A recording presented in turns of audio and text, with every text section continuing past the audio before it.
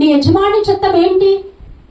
ఎప్పుడైనా నీ పట్ల ఏ చిత్తం కలిగి ఉన్నాడు అన్నది ఎప్పుడైనా ఆలోచించవా నీ యజమానుడు? అసలు ఈ భూమి మీదకి నన్ను ఎందుకు పుట్టించాడు? ఈ భూమి మీదకి నన్ను పంపించడానికి కారణం ఏంటి? అనేకమైన కణాలను తప్పించి నా కణాన్ని నా తల్లి గర్భంలోకి పంపించడానికి అసలు కారణం ఏంటి?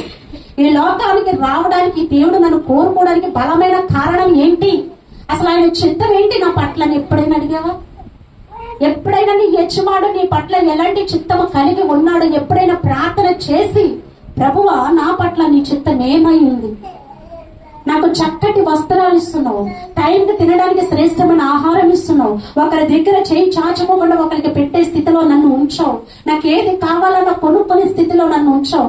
ఎంత మంచి శ్రేష్టమైన జీవితాన్ని నాకు ఇచ్చిన నీకు వందనాలు. అయితే నా పట్ల నువ్వేమి కలిగి ఉన్నావు ప్రభువా? నా పట్ల కలిగి ఉన్న చిత్తం ఏంటని ఏ రోజైనా